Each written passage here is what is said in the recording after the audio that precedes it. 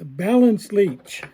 It's called that because it balances, right? So we tie it on a jig hook, number 10, and we put a bead out here using a pin, and that creates the balance so that it hangs like this in the water, and as you work it along, it a little more natural to the fish.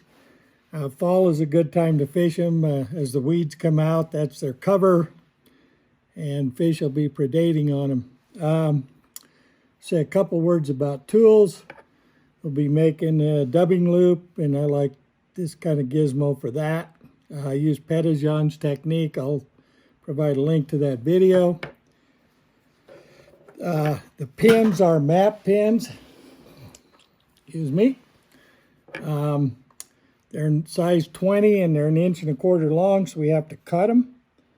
What I've done is I don't know if you can see it, but there's little dimples in here. I get one pin sized right, then I make a couple of dimples in a stick, and I can stick the head in there and clip them off to the right length right away. And then I also, sparing no expense, made a little tool for combing out the fibers. It's just Velcro glued to a stick. So let's get started.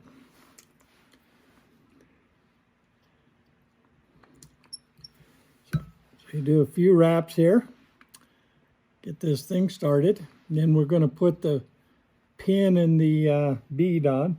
Now the beads, as you may or may not know, have a small hole and a big hole, and we're going to put this in so that the big hole fits over the head of the pin.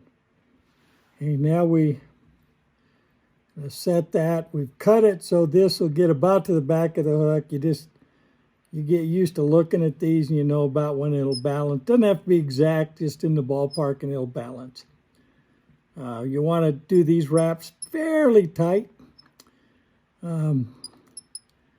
just to keep that secure. One of the problems you'll have as you get started with this, keeping the pin secure. Also, I'm checking just to make sure it's straight down the back. All right, now we're going to glue this together. Just plain old super glue.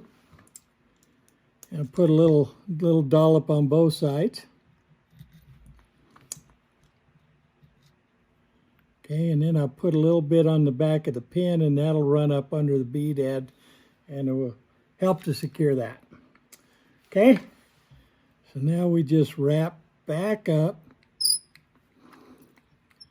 to the bead head.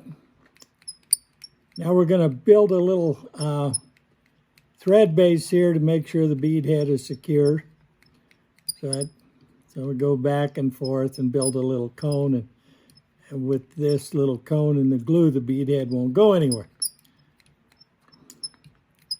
So when we get that done, we'll go back to the rear of the hook and we'll put on the tail. So the colors I like is kind of red, brown, red, black, red and black, this color, or I like blue and black for a bruised leech. One of the things that I like to do is I like to make the tail out of the dubbing. So how I do that, you take a piece of dubbing and you roll it in your fingers like that, and that starts to make the tail. And the wild ones I just pull out from the back, and I get a nice little tail. I want that to be about as long as the hook. Doesn't have to be exact with this hairy bug, but we'll do that. Now there's still some glue residue, which helps also hold this thing together. And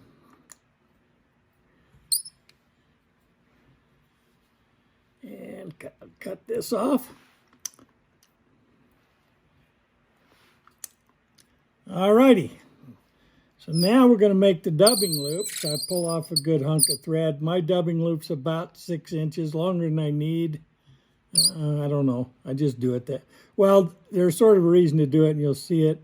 Probably won't see it in the video, but if you go look at Petitjean, and I go ahead at this point and hang. There's a lot of ways you can do this. I just hang the dubbing loop now, and I hold the thread parallel to the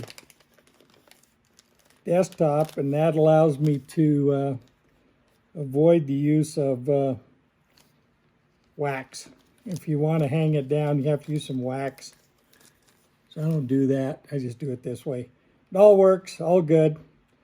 So I kind of wisp the dubbing out.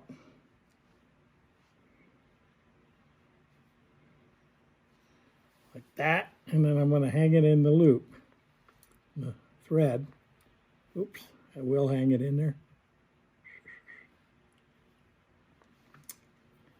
That's the way it goes. Usually kind of push the front end. Once I get it in, I pinch the thread down. I can wisp it out a little more. Now you spin the tool, get a few wraps on it. Not too many. And then you spin the thread. I need a few more. Close. Okay, now there's sort of clumpy here, so I'm going to spread that out, which you can do. All right, now I've found it useful to get rid of the dubbing loop tool at this point, so I grasp it with my hackle pliers. And just don't have as much to deal with if I do it this way. This to the back, all the way to the head. Now I just use my rotary vise to wrap this thing. Don't worry about the bobbin, just let it hang. If you have to, pull it down. Okay, so I got a little extra, that's fine. Now you catch the extra, then we cut it off. I pull this stuff back, a couple more wraps, and then I go ahead and whip finish the head.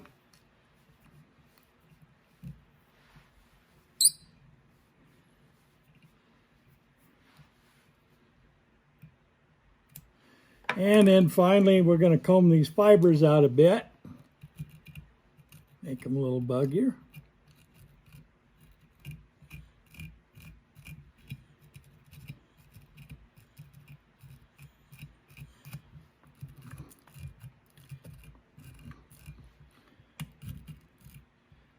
And these are really a nice pattern for the fall in reservoirs and lakes. The weeds in these things make cover for these leeches. And then when the water starts cooling, the weeds come out, the leeches lose their cover, and they're available for trout to predate on them. So there we go, balanced leech. See how well it balances. Here we go. Good deal.